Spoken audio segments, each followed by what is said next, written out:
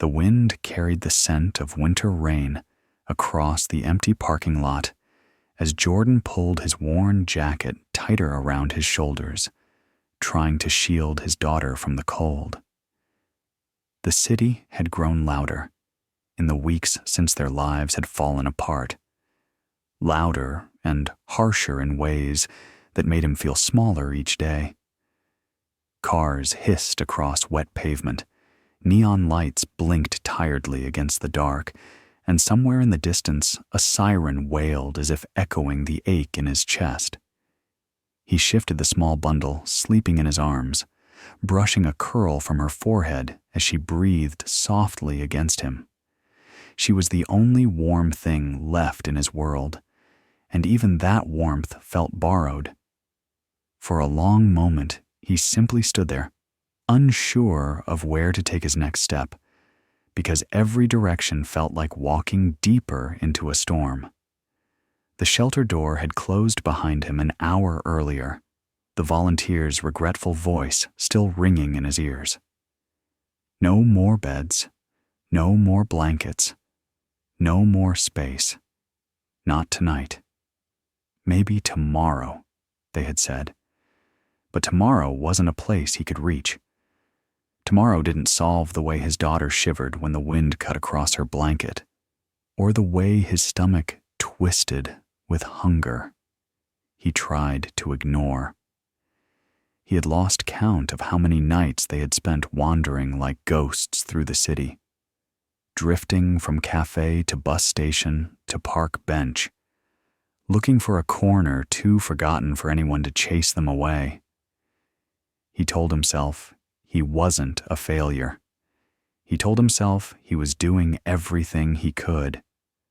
But in the quiet moments, when his daughter's breathing was the only sound left, he felt the truth, like a bruise under his ribs. He had been trying to protect a life made of fragile pieces, and somewhere along the way, all of them had shattered. He walked toward the bus stop, its flickering bulb casting a pale, uncertain light over the sidewalk. His daughter stirred slightly, mumbling in her sleep, and he whispered a promise he wasn't sure he could keep. "It's okay. Daddy's here." The words felt heavy. He had said them 1,000 times since the day everything had collapsed. The day the factory laid off half its workforce. The day the landlord taped that notice on his door. The day the last of his savings disappeared into bills he could no longer pay. He had never expected life to unravel this fast, not after working so hard to keep every piece together. But life didn't always care how tightly you held on. As he reached the bus stop, a soft tapping sound drew his attention. A man in a thick coat was walking past, glancing at Jordan and his daughter before looking away quickly, pretending not to stare. Jordan offered a polite nod, though there was no reason to expect kindness. People looked at him differently now that he had no home and no certainty in his voice. They looked at him with discomfort, like he was a reminder of something they didn't want to face. But the man only gave a faint smile, an awkward, apologetic one, before hurrying across the street. It wasn't kindness exactly, but it wasn't cruelty either. In his current life, even neutral glances felt like small mercies. As the bus approached, its headlights cutting through the darkness, Jordan felt the weight of choice settle on his shoulders. He didn't know where they would go. The driver would ask for the fare, and he would have to give the last few crumpled bills in his pocket. But at least they'd be warm for a while. The truth was, he didn't have a destination. He had only motion to escape stillness and exhaustion to escape the sharp edge of despair. He stepped onto the bus, the driver giving a brief, sympathetic glance before nodding him through without asking for payment. It was the smallest gesture, but it filled Jordan's throat with a tightness he couldn't swallow. He found a seat near the back, cradling his daughter, as the bus rumbled through the city. Rain streaked across the windows in thin silver lines, blurring the world outside into soft shapes of light and shadow.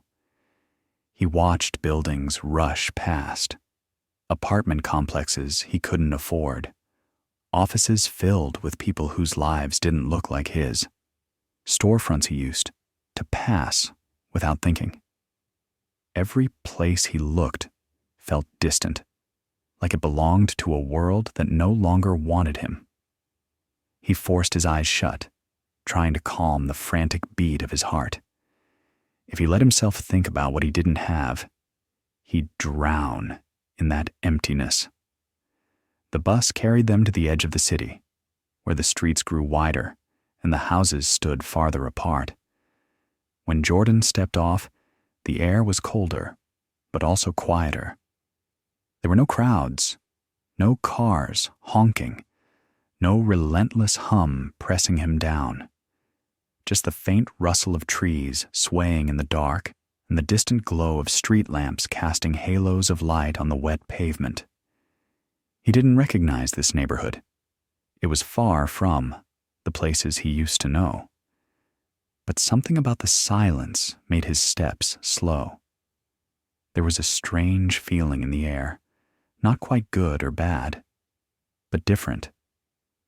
He followed the sidewalk until it opened into a cul-de-sac, where a row of large houses stood behind carefully trimmed hedges and tall iron gates. These were the kinds of homes built for people whose lives had never brushed against the edges of struggle. Wide porches, tall windows, manicured lawns, even in winter. Each house had its own glow, soft and warm, spilling from behind curtains that hid entire worlds he could only imagine. It felt like stepping into a dream someone else had lived. But one house stood out, mostly because it didn't. It was dark, almost unnervingly so, with no lights, no cars in the driveway, no signs of movement. The gate was slightly ajar, swaying faintly with the wind.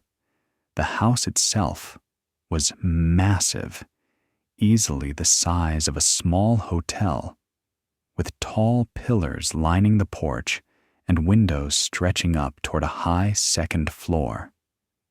Rain glistened on the steps, and vines crawled along the edges of the stone walls, as though creeping slowly toward the entrance. It should have felt intimidating, but instead, it felt abandoned, like a forgotten giant. Jordan didn't know why he stopped walking. Maybe it was the emptiness of the street, or the exhaustion in his bones, or the endless string of failed nights behind him. Maybe it was the way the house seemed to be holding its breath. Or maybe it was simply the undeniable truth that he had nowhere else to go. He hesitated at the open gate, looking down at his daughter as she slept in his arms. Her small hand peeked out from beneath the blanket, fingers curled softly, as though reaching for something only she could see. He couldn't let her spend another night in the cold. He stepped through the gate. The path leading to the front door was lined with stone tiles, some cracked from years of neglect. A forgotten fountain stood to the right, its basin filled with leaves and rainwater that shimmered faintly in the glow of the street lamps. He glanced around, half expecting someone to appear and demand what he thought he was doing. But the neighborhood remained silent. His footsteps echoed against the stone, the sound oddly loud in the quiet space. When he reached the front door, he touched the brass handle lightly. It was cold beneath his fingers, worn by time. He gave a gentle push, expecting it to resist. Instead, the door eased open with a soft creak, revealing a dark expanse inside. He froze. Doors like this weren't supposed to just open. Houses like this weren't supposed to be so unguarded. But there it was, an open doorway leading into a world he couldn't comprehend. He whispered, "Just for tonight," as though the house itself needed reassurance. The air inside was dusty and still. He stepped in slowly, adjusting his daughter in his arms. The foyer was enormous, with marble floors cracked in places, and a chandelier that hung like a frozen constellation overhead, its crystals dulled by time. A sweeping staircase curved upward into darkness, and portraits lined the walls, their faces obscured by shadows. The house smelled faintly of forgotten things, old books, stale air, and something else he couldn't place. He closed the door softly behind him, the click echoing through the cavernous interior. For a moment, he stood perfectly still, listening. No footsteps, no voices, no hum of machinery. The silence was complete and heavy, as though the house had been waiting for someone to walk through its door again. He saw a long couch in what looked like a living room to his right. Dust coated the surface, but it was thick and plush, the kind of couch made for sinking into. He brushed off a section carefully, creating a small, clean space. When he laid his daughter down, she sighed softly, curling instinctively into the warmth of the cushions. He tucked the blanket around her shoulders and sat on the edge of the couch, resting his head in his hands. For the first time in weeks, he felt safe enough to let himself breathe. But safety was a fragile thing, and peace was borrowed, not earned. He knew the morning would bring questions, but in that quiet moment, in the dim glow of the streetlights filtering through tall windows, he allowed himself to rest. His head dipped forward, exhaustion dragging him toward sleep, even as his mind whispered warnings. The house groaned faintly, as though adjusting its bones. The wind pressed against the windows, and somewhere upstairs a door tapped softly in its frame, but nothing else moved. He closed his eyes. When he woke, it was to the sound of a floorboard creaking above him. Not the house shifting, not the wind. Footsteps, slow, deliberate footsteps. His heart slammed against his ribs as he snapped upright. His daughter stirred but didn't wake. The air felt thicker now, charged with something he couldn't name. He listened again, holding his breath. One step, another. Someone was in the house. He stood silently, every muscle trembling, staring toward the staircase where the darkness seemed to gather more tightly. The footsteps stopped. The silence grew heavier. He didn't know whether to run, to hide, or to stand his ground. But before he could decide, a faint voice drifted down from the landing above, weak, strained, barely audible. "Is someone there?" The voice was not angry, not threatening. It sounded broken, like it belonged to someone who hadn't spoken in days. Jordan swallowed hard. He stepped toward the staircase slowly, fighting every instinct screaming at him to protect his daughter and flee. But something in that voice, its fragility, its fear, pulled him forward. He reached the bottom of the stairs, gripping the banister. The house seemed to hold its breath with him. "Yes," he said softly. "I'm here." Silence stretched across the space until the voice came again, thin as a thread unraveling. "Don't go." And in that moment, Jordan felt the first whisper of the truth, that this house was not empty. It had simply been waiting. Jordan felt the weight of the darkness pressing around him as he stood at the base of the staircase, the faint voice echoing through the stillness. It was strange how quickly fear could shift into something else, something softer, something uncertain, when a voice like that called out.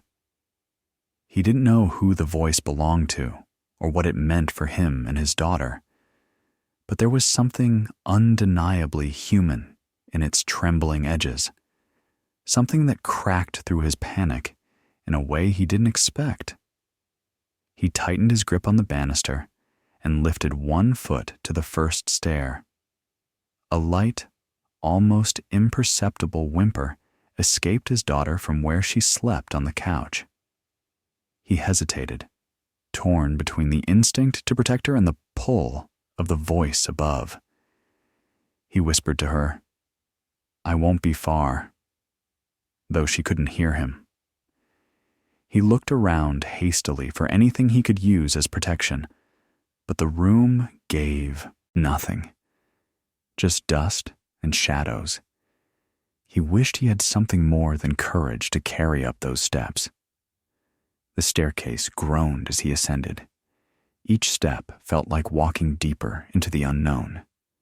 The air grew colder the higher he climbed, and halfway up, he paused, glancing down into the dark foyer below.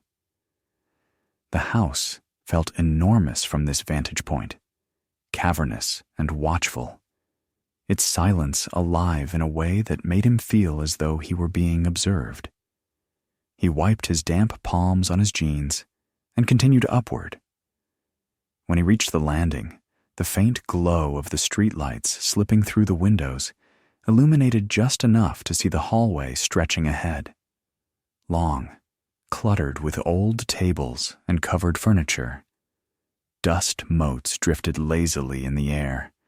The door at the far end was slightly ajar, and as Jordan stepped toward it, the floor creaked again under a weight that wasn't his. He stopped. His breath caught in his throat. "Hello?" he whispered. This time, the voice answered more clearly, though still battered with exhaustion. "Please, don't leave. I didn't think anyone would come back." Jordan stared at the door. His hand trembled as he reached toward it. He nudged it open with his fingertips, revealing a room swallowed almost entirely by darkness, except for a sliver of moonlight that cut across the floor. The room smelled faintly of medicine and something metallic, and as his eyes adjusted, he saw a shape on the bed against the far wall, a figure lying still, save for the slow rise and fall of shallow breaths. "Who are you?" Jordan asked softly. The figure shifted, wincing. "Water," they whispered. "Please." Jordan's fear cracked under the urgency of that word. Without hesitating, he hurried to the bathroom adjoining the room, its tiles cracked and mirror spotted with age. The faucet sputtered before releasing a trickle of cold water. He cupped his hands and brought water to the figure's lips. In the dim light, he could make out a gaunt face, hollow cheeks, and sunken eyes staring at him with disbelief. "You're real," the person whispered, voice trembling. I thought I was alone." Jordan swallowed hard. "Who are you?" he repeated. The person closed their eyes, inhaling shakily before answering. "My name is Daniel." The name fell into the darkness with the weight of a confession. "What are you doing in this house?" Jordan asked, steadying his voice. Daniel's lips trembled. "It's mine," he whispered. "Or it was. I've been trapped here. Sick. I couldn't leave. No one came. When I called, no one answered. I thought I'd die here." Jordan stared at him, stunned. The room felt colder now. Daniel's clothes were wrinkled and stained, his skin pale as though he'd been lying there for days, maybe longer. A glass lay tipped over on the bedside table beside a bottle of pills. Its label faded. "Why didn't you call someone? A hospital?" Jordan asked. "I tried," Daniel whispered. "Phone stopped working. Power went out 2 nights ago. I couldn't get down the stairs. Not anymore. Jordan exhaled slowly, guilt creeping up his spine. He had entered this house seeking shelter, not knowing someone inside might have needed something far greater. For a moment, he felt an ache in his chest, a familiar sense of helplessness. But then a different thought rose within him, sharper, steadier. He wasn't helpless now. "Do you need help getting to a hospital?" Jordan asked. Daniel shook his head weakly. "I'm getting better, I think. I just needed someone, anyone. I didn't think anyone would ever walk into this house again." Jordan wiped his palms on his jeans again, nerves prickling under his skin. Why? Why is it empty like this? Daniel looked past him, toward the shadows as if searching for the answer in them. "Everything changed after my father passed. The estate got tied up in things. Lawyers, disputes. And I stayed here because I couldn't imagine leaving the place I grew up. But then my health got worse and..." His voice faltered. "I was supposed to meet someone last week. They never came." Jordan tried to piece together the puzzle, forming slowly in his mind. "You own this place?" Daniel nodded weakly. "What's left of it? But it doesn't matter now." Jordan inhaled deeply. "Look, I didn't mean to intrude. My daughter and we had nowhere to go tonight." Daniel's eyes softened. "You have a daughter?" Jordan nodded. "She's downstairs, sleeping." Daniel closed his eyes as if processing the thought. When he opened them again, there was something gentler in his expression. "You can stay for tonight. I won't ask you to leave." Jordan stared at him, unsure what to make of the offer. He didn't want to be a burden, but he also didn't want to drag his daughter back into the cold. "Thank you," he said quietly. Daniel's lips curved faintly. "It's strange. For days I've been wishing someone would walk through that door, and now you're here." Jordan felt a chill ripple through him, not of fear, but of the strange way life brought people together when they needed it most. "I'll come back in the morning," Jordan said, stepping back toward the hallway. "If you need anything during the night, call out." Daniel nodded, sinking back into the pillows as though the simple presence of another human being had provided more strength than water ever could. Jordan walked back down the stairs, each creak sounding softer this time, as though the house itself had shifted its posture. The air wasn't as heavy as before. It felt almost alive. When he reached the living room, his daughter was still curled up warmly on the couch, her small hand resting near her face. He sat beside her, exhaustion pulling at him like a tide. But sleep didn't come easily. He kept thinking about the man upstairs, alone in a mansion that had forgotten him, about the strangeness of the house, at once decayed and grand, about why someone with a place like this could be left behind. And beneath it all was a sense he couldn't shake, a feeling that there was something more within those walls, something buried, something waiting. Hours passed in a slow, half-conscious haze. At some point he drifted off, though he didn't realize it until a faint thump stirred him awake. His eyes snapped open. The house was quiet again. Too quiet. He strained to listen, but heard nothing. His daughter slept peacefully beside him. He hesitated before rising from the couch. He moved through the foyer, glancing toward the stairs, expecting to hear Daniel's voice again. But it didn't come. Instead, a draft from somewhere deeper inside the house brushed against him, carrying with it a faint metallic scent he hadn't noticed before. Curious, he followed the draft toward the hallway. On the ground floor, portraits stared down at him from either side. Figures in old-fashioned clothing, faces frozen in expressions both regal and severe. The hallway seemed to stretch longer than it had the night before, though he knew it was his imagination. At the end of it, a slightly open door revealed a room filled with boxes. He pushed it open. The room was cluttered with old furniture draped in sheets, a desk layered with papers, and stacks of crates. The air felt colder here. He stepped inside, twisting the old brass doorknob to let in more light.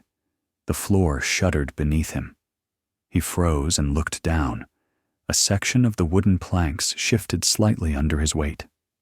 Not normal shifting. Deliberate movement, as though something beneath had been disturbed. He knelt and brushed the dust aside. Under the thin layer of grime was the faint outline of a square, almost invisible, but there. A trapdoor. His breath caught. He pressed gently, and the board dipped. Under the pressure, a hidden latch clicked softly, and the edges of the trapdoor lifted just enough for him to hook his fingers underneath. His heart pounded. He lifted. The door opened with a low groan, revealing a narrow shaft descending into darkness. A wooden ladder led downward, its rungs worn smooth with age. A faint light flickered somewhere below, barely visible, but absolutely there. Jordan swallowed hard. He knew he should stop. He knew he should turn around, go back upstairs, wake Daniel, maybe even call for help. But something inside him, a pull, a whisper, an instinct, drew him closer. He tested the ladder with his foot. It held. He descended slowly, leaving the faint glow of the room behind him. His fingers curled around the sides of the ladder, his breath echoing softly in the tight space. The air grew cooler as he went deeper, and the light grew brighter. When he reached the bottom, he stepped onto a concrete floor. He stared. He was standing in a small room that looked like some kind of forgotten vault. Thick walls, a metal table in the center, shelves filled with dusty binders. A faint bulb flickered overhead, powered by some old generator that hummed faintly in the corner. But none of that held his attention, not compared to the object on the far wall. A massive safe, built into the concrete itself, paint-chipped, cold steel gleaming under the weak light. He approached it slowly, his heart loud in his ears. His hand grazed the dial. It wasn't locked. The safe door hung slightly ajar. Jordan inhaled, holding his breath without meaning to. He pulled the door open. Inside, stacked neatly in rows, were bricks wrapped in faded paper bands. He lifted one. Cash. Stacks upon stacks of $100 bills, bundled tightly, filling the entire interior. He stepped back, nearly losing his balance. He blinked slowly, trying to understand what he was seeing. This wasn't money meant to be spent. This wasn't someone's savings or inheritance. This was a fortune that didn't belong to him. A fortune someone had hidden. Someone who had never returned for it. His breath came fast and unsteady. This money could change everything. This money could give his daughter a life she deserved. This money could end every struggle he had ever faced. But the house creaked above him, the sound sharp and heavy. He looked up toward the ceiling. Someone was moving upstairs, not Daniel, someone else. He froze, listening as the footsteps grew closer. He wasn't alone. And whoever else had entered the house had come for the safe. Jordan killed the light and pressed himself against the cold safe door, forcing his breath to slow. Above him, floorboards creaked in a rhythm that didn't belong to the old house settling. Too steady, too intentional. He listened as the steps crossed the room overhead, paused, then split, one set moving toward the hallway, the other toward the stairs. Whoever they were, they knew their way around. Nobody moved that confidently in a stranger's house. He found the ladder with his hands and climbed fast but careful, each rung groaning under his weight. At the top, he eased the trap door up a finger's width, ears straining. A man's voice drifted down, low and irritated. "This place gives me the creeps." Another answered, calm and clipped. "You're not here for the ambiance. Check his room. If he's still breathing, we get the signatures. If not, we get the documents." Jordan's fingers tightened, so they weren't here for him or his daughter. They were here for the man upstairs, for Daniel, and for what lay under Jordan's feet. He slid out into the dusty room, closing the trapdoor as quietly as he could. His heart hammered as the two strangers moved away, one of them muttering about not coming all this way to leave empty-handed. Their footsteps faded toward the front of the house. He darted into the hall, staying close to the wall, and slipped back to the bedroom where he'd first found Daniel. The older man's eyes were open, fever bright in the dim light. "They're here," he whispered hoarsely, even before Jordan spoke. "Aren't they?" "Two of them," Jordan replied. "Downstairs. They sound professional." Daniel let out a breath that was half laugh, half hiss of pain. "That's one word for them." Voices grew clearer in the hallway, closer now, the tone sharpened by impatience. Jordan stepped into the doorway just as two men appeared at the top of the stairs. One was tall, coat immaculate despite the damp, his expression composed in a way that felt practiced. The other was shorter, broader, with restless eyes that flicked from shadow to shadow, like he expected the walls to bite. They both stopped when they saw him. "You're not a nurse," the shorter one said flatly. "Who the hell are you?" "Someone who heard him calling for help when nobody else did," Jordan answered, forcing his voice to stay even. "I found him half conscious. I stayed." "In a house that isn't yours," the tall man pointed out. His gaze slid past Jordan into the room, searching for papers, bags, anything. "We're family. We're here to check on him." "You're 3 days late," Daniel rasped from the bed. "And you didn't come to check on me. You came to check on my signature." The shorter man stepped into the room, making the air feel smaller.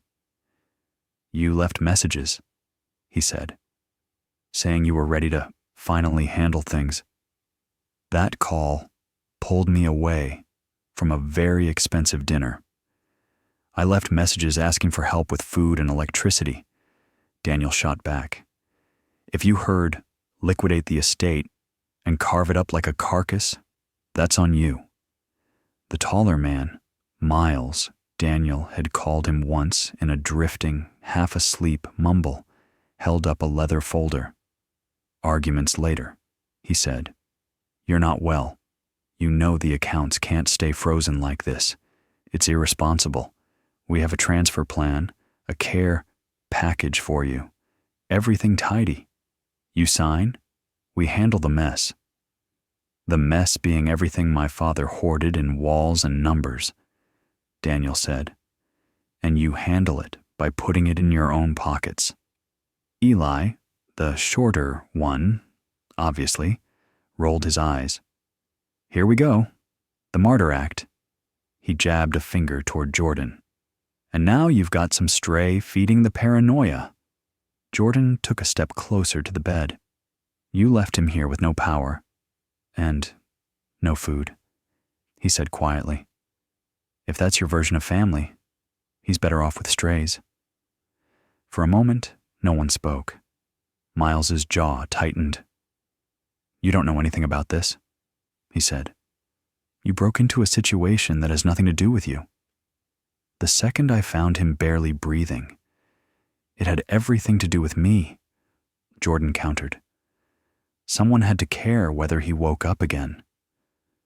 Daniel's hand groped for the cup on the bedside table. Jordan stepped in, helped him drink. The simple gesture made Eli snort. Look at this, he said. You've been here one night, and you're playing nurse and judge. You got no idea what's under this roof, man. You're in way over your head. Daniel lowered the cup, fighting for air. You're early, he wheezed. I expected you after the obituary. You keep talking like that and we'll get there, Eli snapped. Miles shot him a warning look, then turned back to Daniel. Sign the transfer, he said, the veneer of patience thinning. We put everything into a consolidated account. We bring in proper managers. We make sure you never have to worry about another bill. You can die in comfort. That's more than most people get. Jordan felt something hot rising in his chest. He doesn't want to die, he said. He wants to live without you circling his bed like buyers at an auction. Miles ignored him. Do you really want this place to crumble and the money to sit untouched until lawyers chew on it for 10 years? He asked Daniel. Because that's the alternative. Courts, fees, strangers picking through every line your father ever signed. Is that what you want? Daniel looked at Jordan instead of answering. His gaze was clearer now, anchored on the man who had climbed out of the dark. What would you do? He asked quietly. The question caught Jordan off guard. With what? He managed. With all of it, Daniel whispered. If it were dropped in your lap. For a second, the attic, the vault, the ledger with the impossible number flashed through Jordan's mind. 160 million. Enough to buy more houses than this one. Enough to erase poverty for his bloodline. And several others. He saw his daughter asleep on the dusty couch, the way she'd shivered in bus stations and shelter lines. I'd make sure my kid never had to sleep on the floor again, he said. I'd make sure people who fall the way I did had somewhere soft to land. His voice steadied, and I wouldn't let men who talk about dying in comfort be the ones in charge. Miles watched him, something unreadable moving behind his eyes. Eli snorted. Congratulations, he said. You found a guy with a sob story. That doesn't make him a trustee. Daniel shifted, wincing. It makes him the only one in the room who knows what empty feels like, he said. That's more than I can say for either of you. His hand trembled as he reached toward the drawer at his bedside. Jordan opened it for him. Inside lay a single envelope with a name handwritten on the front and a pen. Daniel held the envelope in his palm for a moment. Dad wrote a letter before he died, he said, voice thin but steady. Didn't put it in the official records. He didn't trust those. He put it somewhere smaller, somewhere that took more than greed to reach. He glanced toward the ceiling, toward the attic they'd shared that morning. He said, if anyone ever opened that safe, it should be someone who'd known what it was to go without. He looked back to Miles and Eli. That wasn't you then. It isn't you now. What did it say? Miles asked, a hint of unease creeping in for the first time. It said, Daniel replied, that his greatest regret was piling up more than he could ever use while people outside his gates froze. It said whoever ended up with the map had two choices: protect the pile or break the cycle. He pushed the envelope toward Jordan. "I've made mine." Eli's face went red. "You can't just hand everything to a stranger," he snapped. "There are laws." "And lawyers," Daniel rasped. "I invited one. You brought threats. Guess which one the court will like more." As if on cue, a knock echoed from downstairs. 3 firm raps on the front door. The sound cut through the argument like a bell. Miles' eyes narrowed. "Who is that?" "The person who's going to make sure you don't steamroll me while I can still write my own name," Daniel said. The next hour blurred. The lawyer, gray at the temples, suit neat but not expensive, introduced himself without apology, dropped a stack of folders on the dining room table, and listened to everyone talk. He listened to Miles's arguments about fiduciary duty and asset management, to Eli's snarling warnings about complicated consequences of locking family out. Then he listened to Daniel's thin, halting description of nights without heat, days without food, calls unanswered.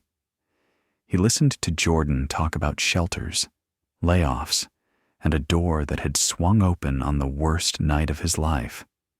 When everyone else ran out of words, the lawyer opened one of the folders. "Your father's letter isn't legally binding," he said to Daniel. "But it's powerful. Judges are still human. They respond to intention, especially when it's supported by structure." He flipped to another document. "If we set up a foundation, lock certain assets into it with strict governance, and assign an executor who actually understands the mission, it will be very difficult for enterprising relatives to dissolve it without looking like villains in front of a bench." Eli bristled. "So that's it? You just cut us out?" "You get your share," the lawyer said coolly. "What you don't get is the keys to everything your uncle hid because he knew exactly what you do with it." He turned back to Daniel. "Is this what you want? You're clear-headed enough to understand you won't be able to untangle this once, say your lungs get worse. This is the moment." Daniel's gaze moved between Jordan, the envelope in his hand, and his 2 cousins. For a breath, grief flickered across his face. Grief for the father who'd built this maze, for the house that had become a tomb, for the blood relatives who showed up with contracts instead of casseroles. Then something like peace settled over his features. "I'm done letting fear make all the decisions," he said. "We set up the foundation. We put a roof over as many heads as we can. We write my cousins in for what the law says they get, not what their appetite wants. And we make him," he nodded at Jordan, "executor on the ground, someone who's actually been on one." Jordan stared at him. "I'm not qualified," he whispered. "I don't know anything about boards and trusts and whatever all this is." "You know what cold feels like," Daniel said softly. "You know what it means to stare at your kid and have no answers. We'll hire people who can do math. Your job is to remember why we're doing it." The lawyer's eyes softened. "You won't be alone," he said. "We'll build a structure around you. But if he wants you in that role, the court will listen." Miles' control finally cracked. "This is ridiculous," he snapped. "You can't just drop a stranger into the center of this and call it estate planning." "Funny," the lawyer replied, "that the only person in this room who didn't arrive with a script for how to grab more is the one you're most afraid of. Paperwork followed. It wasn't magic. It was signatures and clauses and long, dry paragraphs that would decide the fate of numbers none of them could really comprehend. Daniel's hand shook as he signed, but he signed. Miles and Eli huddled with their own counsel on the porch, voices sharp and low, calculating what was easier, fighting everything or taking what was still on the table. In the end, greed chose compromise. They accepted their portion, bitter but pragmatic, eyes burning holes through Jordan every time they passed him. "You'll regret this," Eli muttered once under his breath. "You don't walk through storms like this and come out clean." Jordan thought of his daughter wrapped in his coat under a bus stop light, of Daniel gasping for breath in a silent house, of the stacks of bills lying untouched under the floor while people lined up for soup 10 blocks away. "Maybe," he said, "but I already regret doing nothing. This feels like a better kind of risk." Weeks later, the first checks went out. Quietly, no press conferences, no ribbon cuttings. The foundation's name was simple and unremarkable, one more nonprofit among thousands on paper. But in certain corners of the city, shelters suddenly had funds to replace broken heaters. A family that had been days from eviction found a grant covering their arrears. A community center hung on by a thread got a check that turned "closing notice" into "renovation sign." Each envelope carried a small, anonymous note, "For when the floor disappears." A man who had once slept with his daughter on that floor read every story the staff brought him and signed off on each allocation with the care of someone handling glass. The house changed, too. Not into some glossy palace.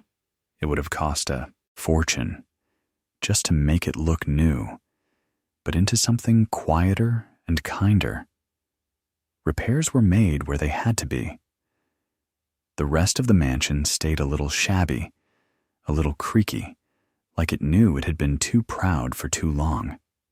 Jordan and his daughter took 2 rooms on the second floor, small by the building's standards and palatial by theirs.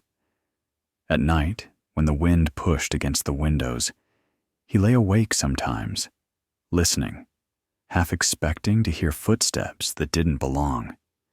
Instead, he heard pipes ticking, trees brushing the roof, his daughter's soft breathing through the thin wall between their rooms. One evening, as pale winter light faded, he sat with Daniel near the front window. The older man's health had not miraculously turned around. Some damage couldn't be undone. But he was warmer now, fed, surrounded by visitors who weren't waiting for him to die, but asking his opinion on how to structure grants and where to focus next. He watched Jordan's daughter chase a stray cat down the cracked front path, her laughter rising like something the house hadn't heard in years. "Do you ever think about that night?" Daniel asked suddenly. "The first one, when you walked through the door?" "Every time I walk past it," Jordan said. "Sometimes I still expect it to be locked." "I left it unlocked," Daniel confessed. "On purpose. One evening I thought, if nobody I know will come through it, maybe someone I don't know will. Then I got too weak to get out of bed and forgot I'd done it."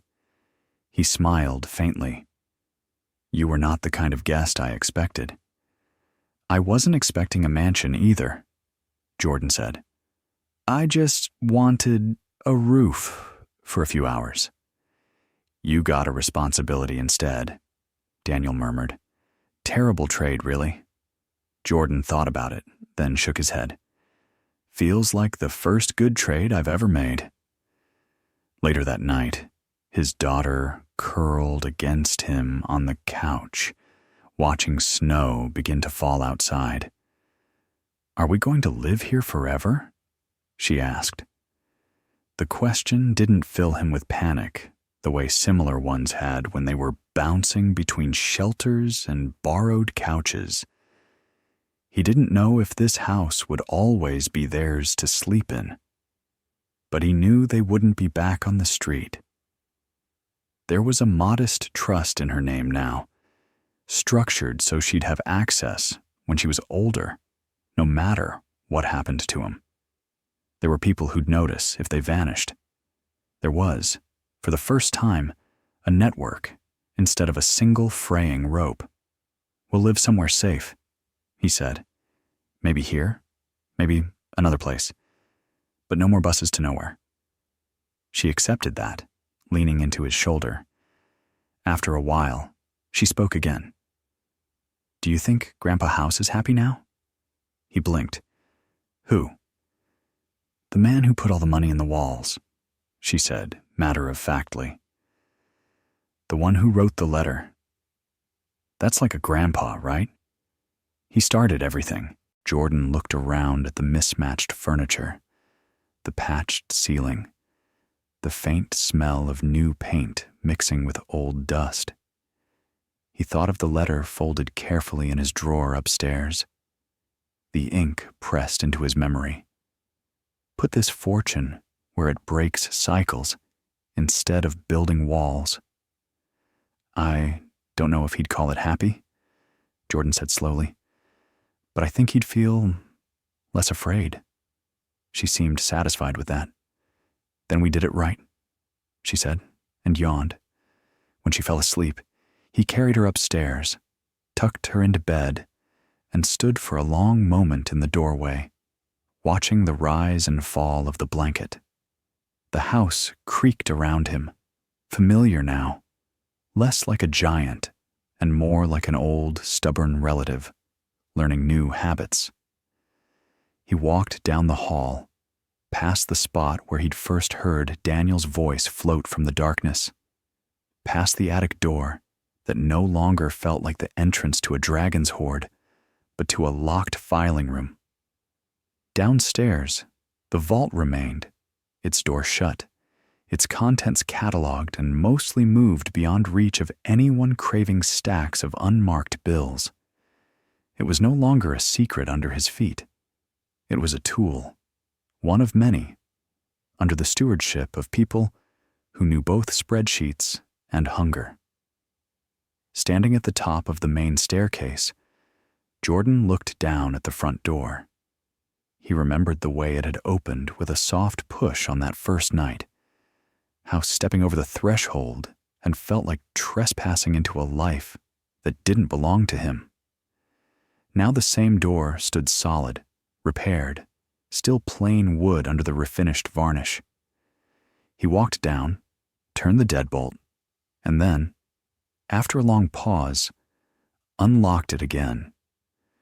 Not because he wanted intruders, because he remembered another man on another night, too tired and afraid to close it completely, because he knew there were still people out there walking cold sidewalks with nowhere to go. And this house, for all its history, had more rooms than it needed. He didn't tape a sign up or make an announcement. He simply left the door, not wide open, not swinging on its hinges, just not quite shut all the way. A small crack. Enough for someone desperate to test it and find it moving under their hand. Enough for the story to begin again, this time with a different ending ready before they took their first step inside.